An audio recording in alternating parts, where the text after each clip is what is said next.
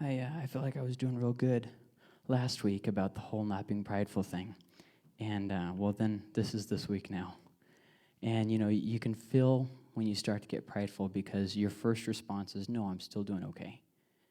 If you truly weren't so prideful, your first words wouldn't be, no, I'm fine. So if you just join me for a minute. Lord, I pray that you would, Lord, that I would allow you the freedom in my heart to search my heart, God. Help me not to get exalted or prideful in my own eyes. Lord, that I wouldn't see faults in everyone else and excuse myself. God, that when I read your word, I wouldn't be concerned about shoving it down somebody else's throat, but Lord, that I would present myself and say, God, change my heart. It's so easy to lose to pride.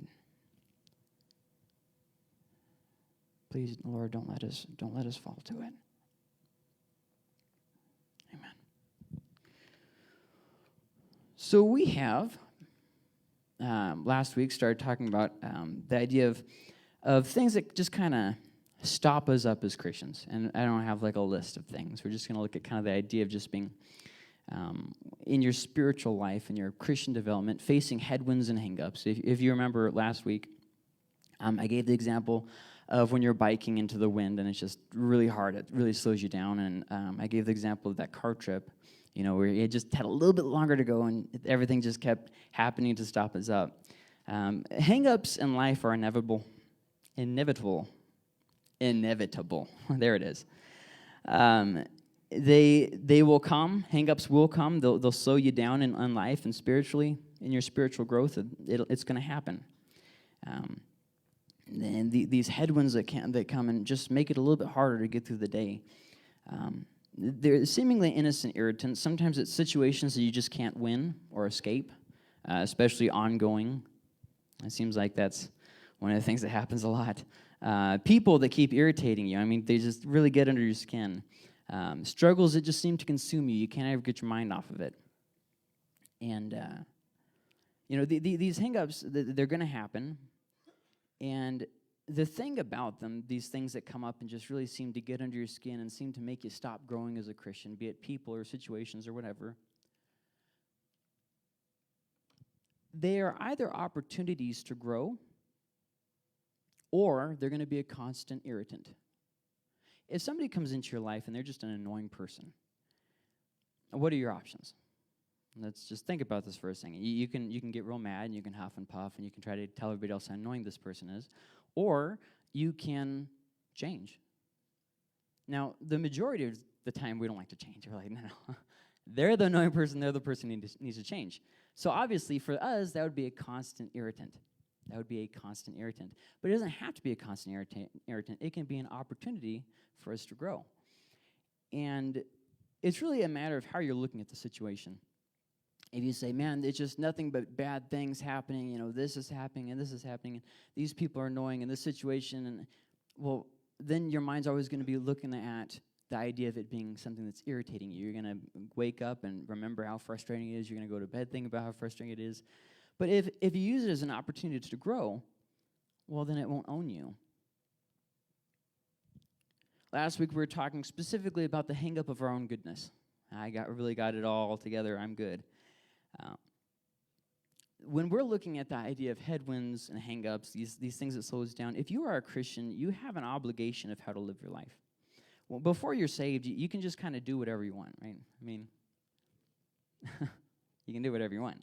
But when you've been bought with a price, there's now an obligation that follows it. Because you're not your own. You're a slave to God. And so you have an obligation of how to live your life. You can't live how you want. And so what does that look like? Well, for one, that looks like this. You can't not forgive. I remember in high school I had this friend. He was a Messianic Jew, but then he became, I don't know, I was just going to say Protestant Christian. I don't know, whatever. And one of the things was he had a really hard time forgiving his, one of his parents. And it was really something that caused him a lot of anger for good cause. The situation was very messed up. But the thing is we were talking, and one of the things we were talking about is the idea of forgiveness. If God has forgiven you, you have no choice. You cannot hold back forgiveness from somebody, even if they don't deserve it. And that's a hard concept to get, because we think, yes, I was bad, but I wasn't that bad, right? We always have the standard of goodness. If we've never done drugs, the druggies are the bad ones.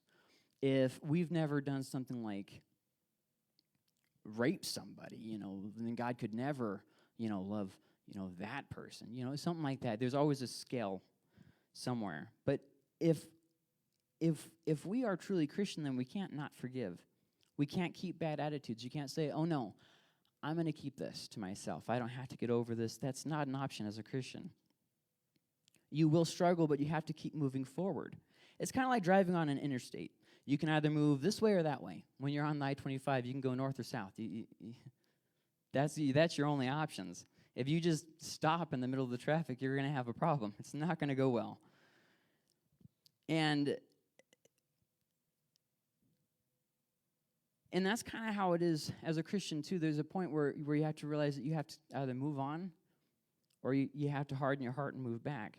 And the problem is that the longer that you harden your heart, the harder it is to address that issue. Bad attitudes and conflicts in your life, though, will always spill over into other areas of your life. We think that we can just confine it to this one situation, that, it'll all be okay. I just have a problem with this person. Well, then eventually you have a problem with this person and this person and this person. At first, you might just gossip about one person, then you gossip about this person, this person, this person. At first, you see what I mean? It's a de-escalating. Is that a thing? What? The opposite of escalating. What? Oh, I said it right? Okay, yeah. This is why I want to have a pulpit dictionary that just sits right here, and I can check my words while I'm going. Okay, all right. Maybe even play some Scrabble while I'm going, too. So our bad attitudes and our conflicts will always spill over into other areas of your life. It'll affect your choices that you make in life. It'll affect the people you hang around with. I've known many people who have made bad decisions with their work because of a bad decision and situation in their home life. The more divorces you get, the higher your chances of getting divorced again. If you've had childhood trauma, it often results in adult aggression. Problems at work, oftentimes become problems at home. One enemy usually ends up with you having multiple enemies. It's something that no matter what situation you're talking about, it'll spread, it'll get worse.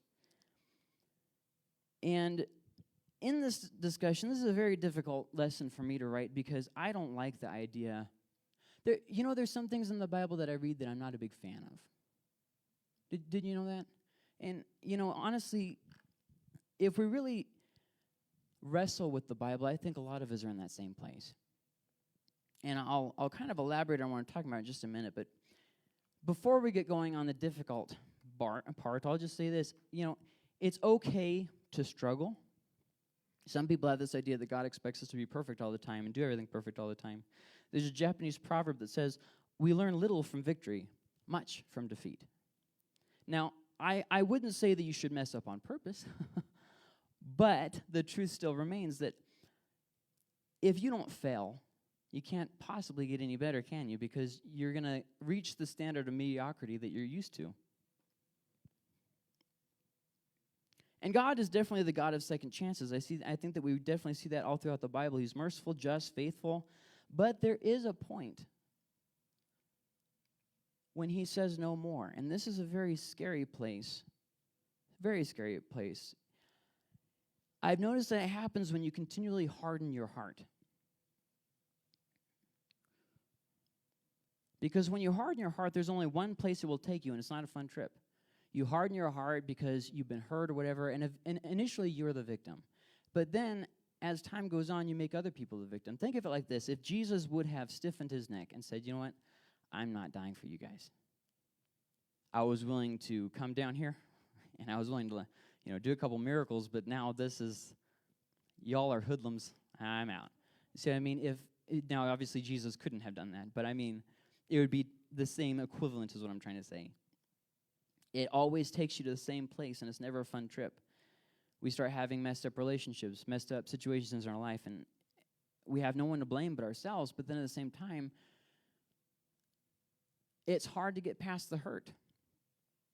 So you find yourself in this kind of downward spiral, and it's a very irritating place to be in because you want to try and blame somebody else, but then you keep criticizing yourself. So you go between these two extremes of criticizing everybody else and then criticizing yourself, and so you're not happy with yourself, but you're not happy with others too. And you take that insecurity that you feel and you try to put it on someone else, like, they didn't do a good enough job, if they would have done this. And it gets to be where you're at the point where you don't know how to get out of that pit. So in life, there's always a tension between messing up and not even trying. For instance, if you're a Christian, you're going to sin, okay? You should just accept that. But at the same time, as a Christian, you can't live in sin. You know what I mean? You can't say, okay, this thing I'm going to do, I'm going to cheat on my wife, and God's just going to have to be okay with that. Like, you can't do that. So there's a tension there. There's a tension between forgiven by grace and facing the wrath of God. I doubt I'll ever understand where that line is myself. But I think it's somewhere around the line of not saying I messed up again. It's somewhere along here. I'm good. There's something about those two very simple words, or a contraction in a word, that something about it, pride just starts to peek through the soil. You know that instant if you've ever grown vegetables, and there's that moment where the leaf just starts coming out of the dirt, and you're like, oh, something about pride just starts to poke out of the ground when you say, I'm good. It doesn't matter if you're talking about morally, I'm morally good, or if you're just talking about hurt, I'm good. There's just something, you know how it's so liberating to say, I was wrong, I'm sorry. If you don't know what that's like, then, well, that might be part of the problem. But it's very, you'll have to take my word for it, it's very liberating to be able to say that. And at the same time, when you say I'm good, there's no liberation there. It's just this kind of bondage. You start closing yourself off from the world. Somewhere along those lines, it's about maybe a better way to say it would be that it's about your choice to trust God, but it also moves past that simple faith and trust to obedience. It's like James says, well, faith without works is dead. Faith, in essence, by definition, results with works. Works don't get you saved, but it's the result of being saved. The two go together. You can't just draw a line and say, I'm saved, but I'm not going to do. That just doesn't exist. It's somewhere along the line. Now, that gets people really hung up because they want to say, well, okay, so I'm doing the thing. So it's like the whole water baptism thing. Here's a good example.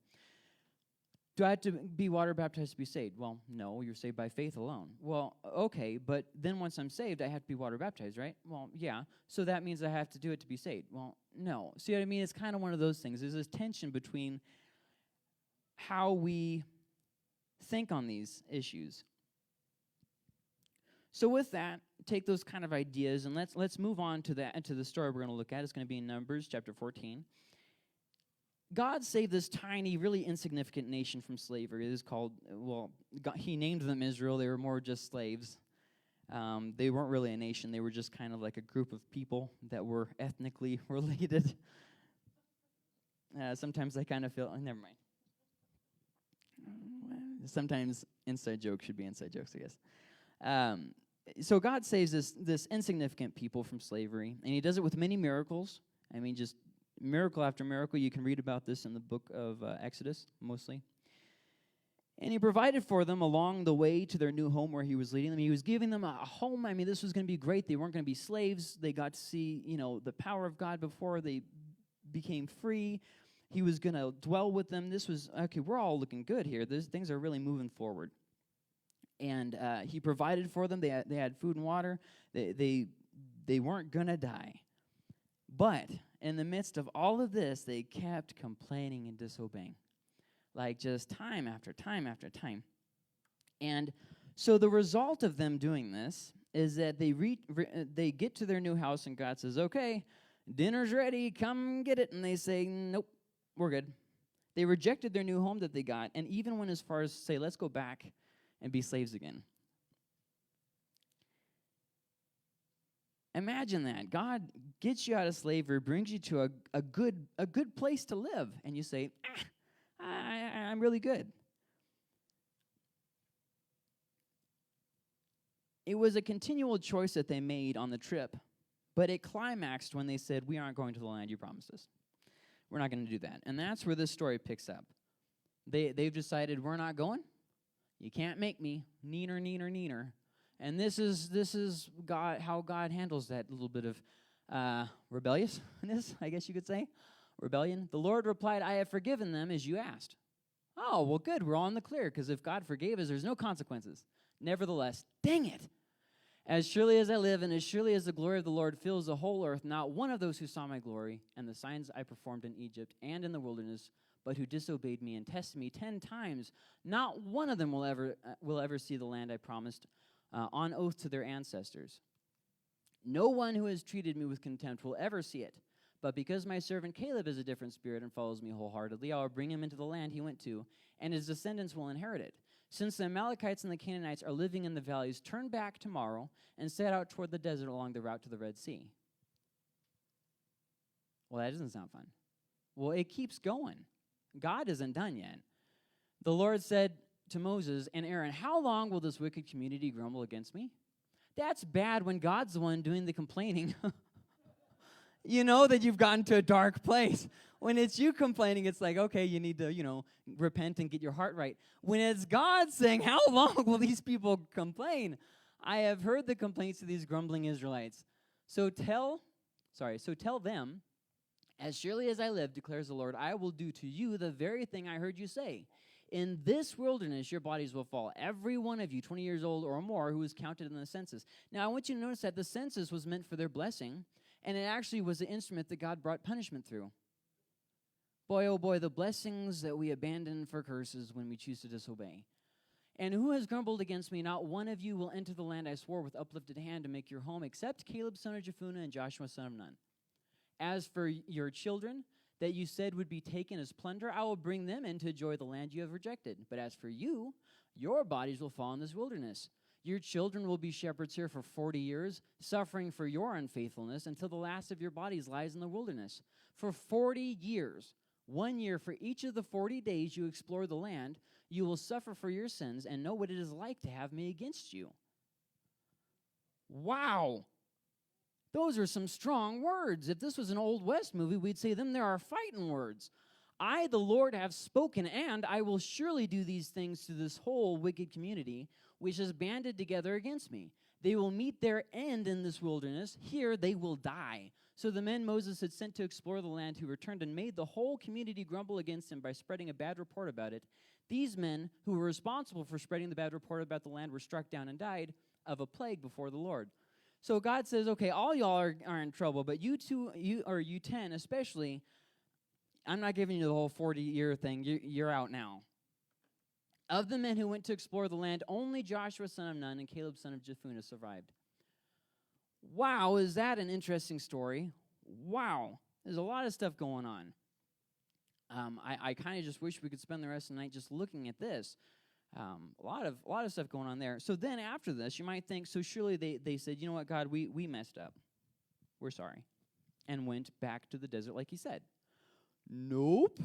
Then they get the genius idea that, hey, we're just going to go ahead and go anyways. And Moses is like, that's not a good idea. And they're like, it's fine. What's the worst that could happen?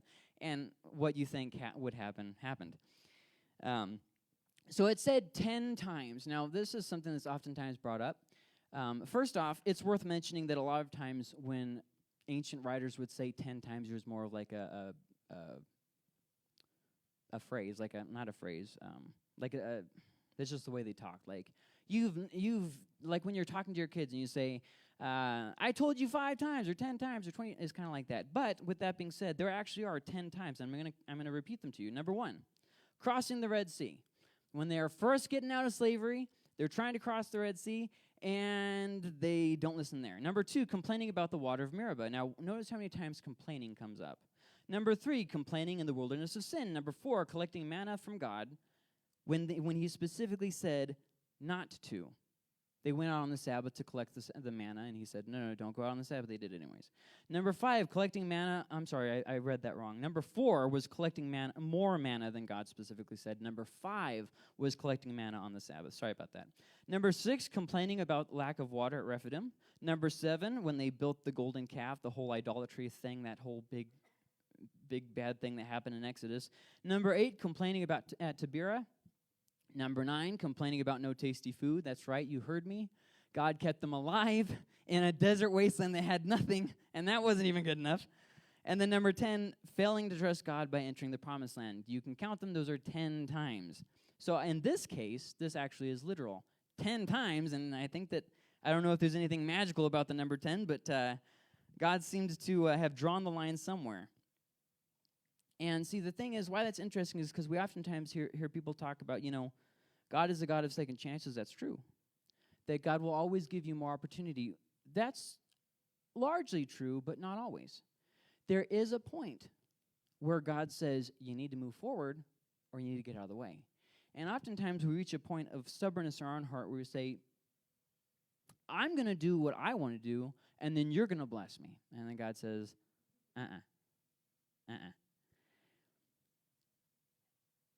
And so somewhere in our hearts, when we read this story, we say something real stupid. And don't pretend like you haven't said it. We've all said it. Just admit it. I would never act like them. How many times have you read the story of the Israelites and no, I would never have done that. I would have been with not Jonah, Joshua, yes. I would have been with Joshua. I would have been one of the righteous guys. Remember that pride we were talking about? So you have never complained. Never once have you complained. And you have never disobeyed God even one time on anything? Well, gee, why did he have to save you? Sounds like you're pretty good all by yourself. You have never had a lack of trust in God. Even one time you ran up to a situation and never once thought, I don't know if God can get me through this. Never once? You liar. You liar. You know that's not true. See, God has placed a decision before us just the same as he placed it before them. And it's a choice that's difficult because in our hearts we want to live our lives for us in our heart. In our deepest heart of heart, we want to be happy. We want to be entertained. How many, if I said, hey, who wants to go out in the street and get mercilessly beaten the whole time while they're making fun of Jesus and saying, hey, do you still believe in God? Who wants to do that? Most of us would say, well, probably all of us would say, no, that doesn't really sound fun. I think I'll pass. But God has placed this choice before us to either grow or face punishment. And somewhere in our American mindset, we don't like those options. We think I can be profitable and be rich, and it's all about me, because that's what it's like to be an American. I mean, it's right. We build our businesses, we profit and all these things. But in God's kingdom, it doesn't really work in the same way, And it's not all about our profit. There's many times when God has us do things that's not for our betterment. That's not for our, well, let me say that differently. That's not for our immediate pleasure here on earth. Let me say it like that. And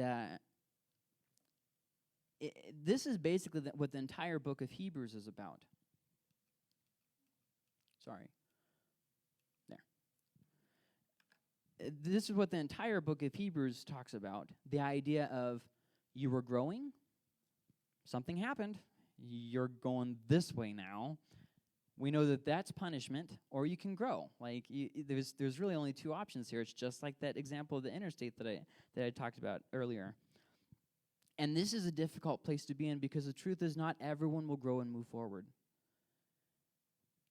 What you need to worry about isn't who will and who will not. You need to worry about, are you moving forward? Many will shrink back. And it's heartbreaking, but even entire groups, entire churches, not all of them will make it. Some people will go backwards instead of forwards. It's a choice that each of us has to make. God doesn't force us to make that choice. But God won't let us stay put where we are. He won't. When we have, I'll take the example of just a real deep hurt, because it oftentimes turns into bitterness. So you have this bitterness, and at first, God gives you a lot of room. He's patient with you about it. He kind of, but then eventually he starts kind of convicting you of it. And then as you continue to harden your heart, pretty soon he just kind of withdraws, and you start changing into like more of a bitter and nasty person. And it just goes on and on and on until finally you reach a point that I just don't think I can change. That's a scary place to be in.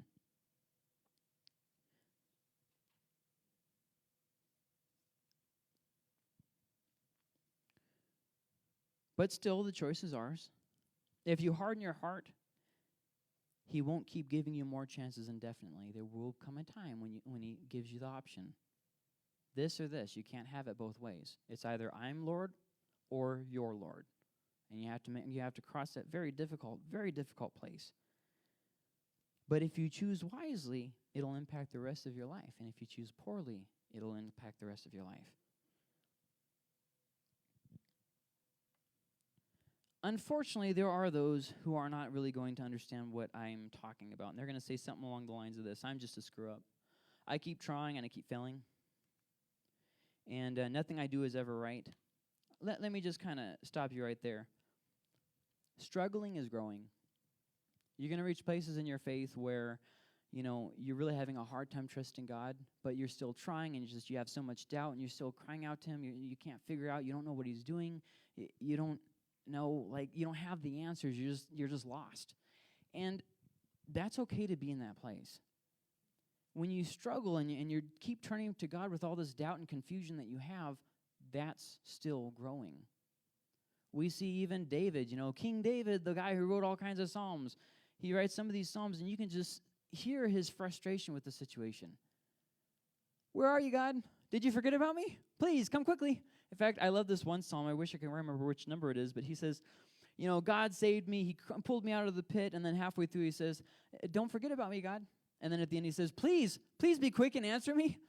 I thought you just said he saved you. See what I mean? Struggling is growing. You don't have to be perfect. What you do have to do is you have to trust God, and you have to obey what he said. Even when you fail, even when you mess up, even when you fall to sin. And you might say, well, hold on, how can you be trusting God and obeying God even while you're still sinning? That takes us back to what we talked about last week. I'm good. Look at how righteous I am. I'm not a sinner anymore.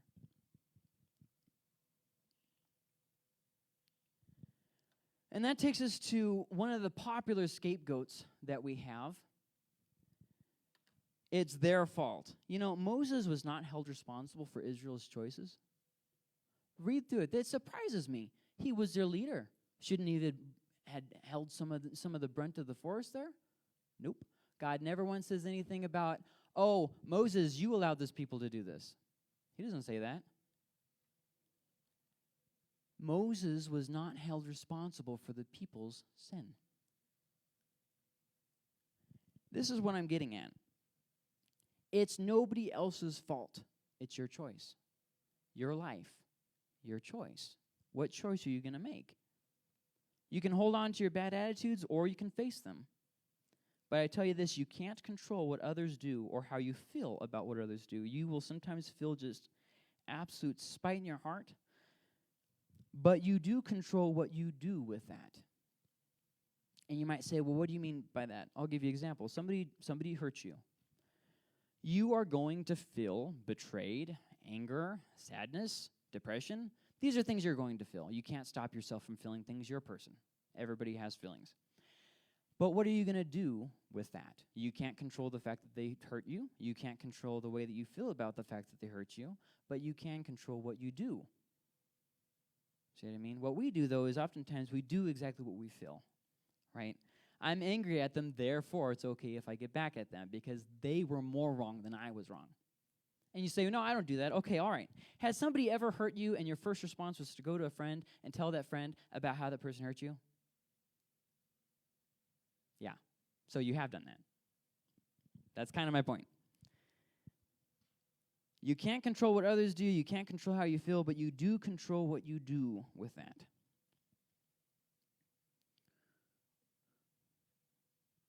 Some people are born in the deserts of life, like Israel. They're born into unfair situations. Some churches are in barren places, and no matter how hard certain pastors try, their church won't grow. They won't seem to get out of it. It takes years and years and years and years. Some people and some churches will fail. Not all Christians will move to growth. That's just the sad life of it. That's just a sad fact about the way it is. But in all those things, there is still a very merciful God, and there is still the chance of trusting in God, even if you're out in the desert.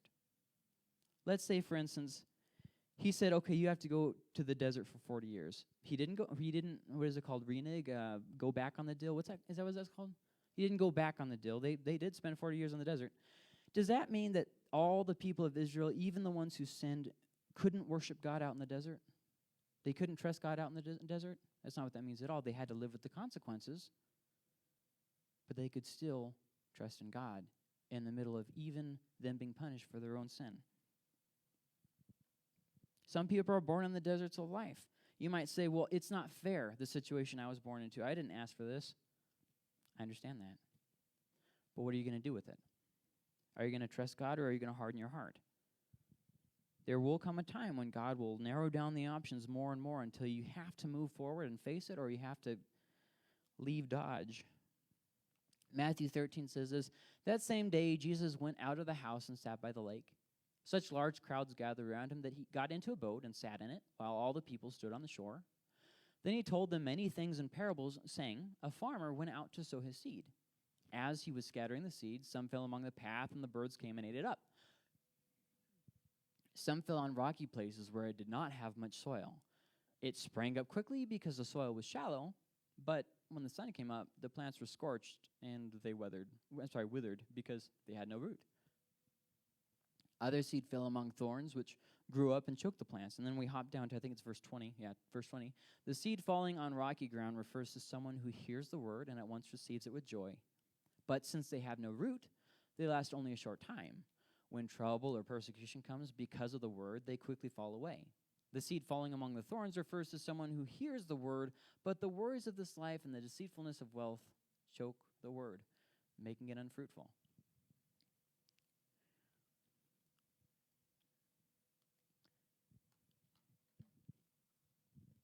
It's not up to us to choose what times we were born into. This is something that the wizard Gandalf tells the main character Frodo in The Lord of the Rings. It's not up to us to choose what times we were born into, but rather to choose what to do with the time that is given to us. Some of us have been born in deserts. Some of us have been born in wonderful places. We had both of our parents. We had a good childhood. We had, opportunity. We had enough money to get by. We just, we had a good thing going on. Other people didn't. They were born into an abusive household, molested by their parents. Some of the situations that we hear from a lot of the kids in the area are very, very difficult to deal with. Not everybody's born into those fertile places. Some people are born poor. Some people are born rich. That's not what's up to us. It's not up to us to decide what's fair. But God still gives us an option of moving forward or going back. Forward to blessing or back to cursing. It's hard to move forward. Did you know that? It's hard to face your bitterness and your hurt, to face your sin, your addictions. It's hard to grow, to admit the fact that you aren't perfect. It's hard to forgive.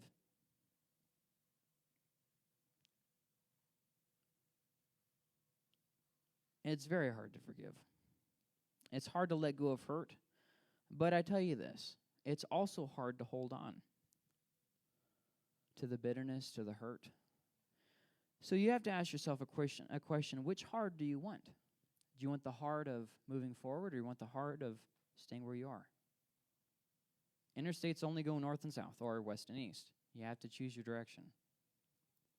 As much as we like to choose our own course and do it at our own pace, God doesn't always give us that option.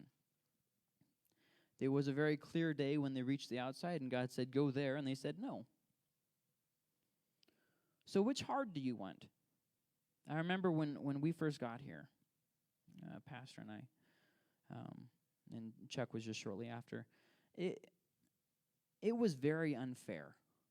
We had to do a lot of cleaning up of messes that other people made. Year after year of just solving problems, no growth, no dream, no vision, just trying to get by another week.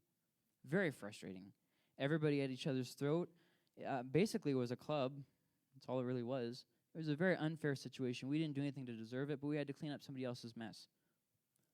It was like a sibling went into the kitchen and just started tearing out the cabinets and messing up the floor and letting their cat pee inside and stuff. And then our dad said, hey, you go clean up their mess. And I was like, but I don't like cleaning up cat pee. I used to work on rentals, so that example really hit home. If you've ever known cats that peed inside, oh, it's a pain to get out. Oh, boy. I mean, there's something about cat pee. I don't know what makes it different than dog pee, but, man, it's just, oh, man, you got to tear up the floors and then bleach the floors. Oh, goodness. Anyways, oh, the good old days, working construction. But when we first got here, things were very unfair. We spent all our time cleaning up other people's messes. But we stayed the course, and we aren't there anymore. We aren't there anymore. And you might say, okay, what are you getting at? Well, it's a very important lesson that I hope that you listen to very closely. Your time will pass, and in 5 years, it will still be 5 years later. You'll be 5 years older or dead. I don't know. One or the other. Do you want to pass the next 5 years wisely, or do you want to waste the next 5 years? The 5 years are going to pass regardless. What do you want to do with that? Do you want to go this way, or do you want to go that way? There was a very sweet family in World War II, the Ten Boom family. I don't know if you guys have ever read the daughter's book, Corey. She actually has quite a few, but the most popular book that you're probably going to find from her is called The Hiding Place. And it basically just tells what happened in World War II, and I'll give you the short of it. The Nazis were going against the Jews, and they were like, hey, this isn't right. So they started hiding Jews in their house.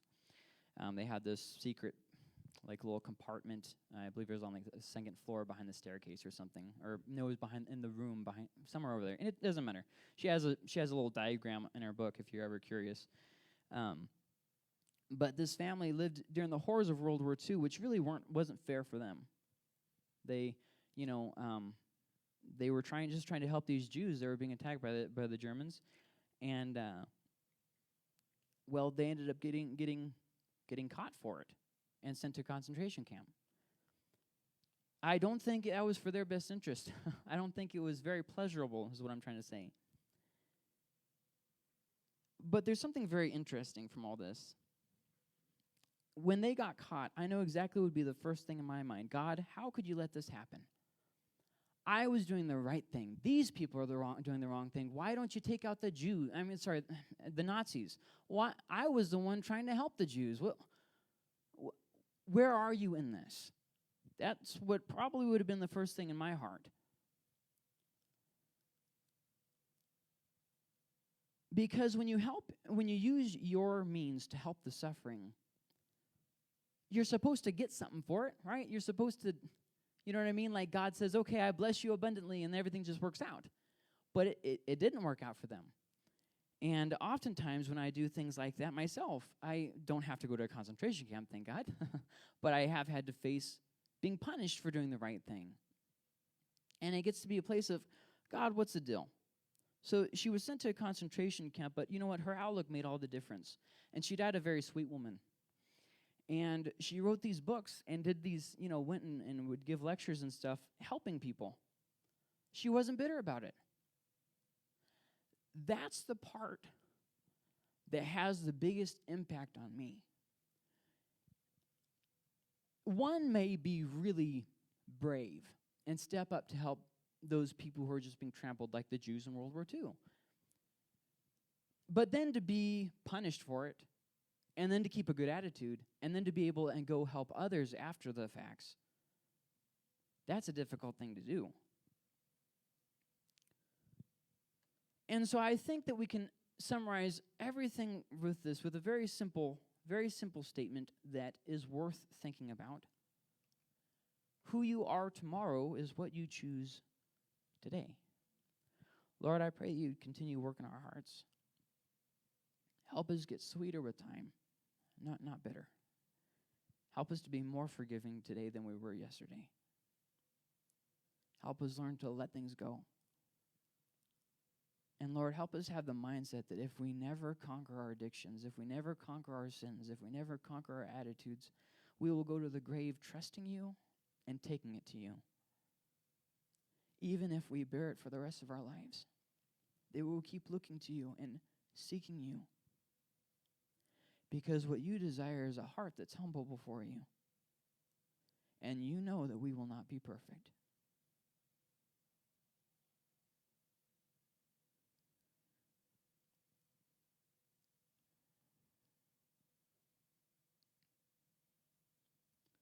Lord, I pray that you would help us to move forward.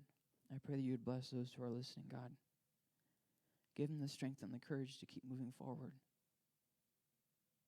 Lord, I pray that you would turn your face to shine on them, that you would be with them and that you would bless them. Lord, that they'd come to know you in a deeper way through the struggle, that there would be no root of bitterness.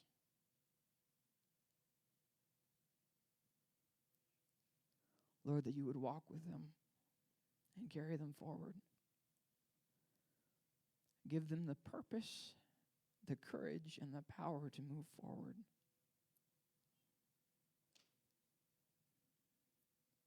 We love you, Lord.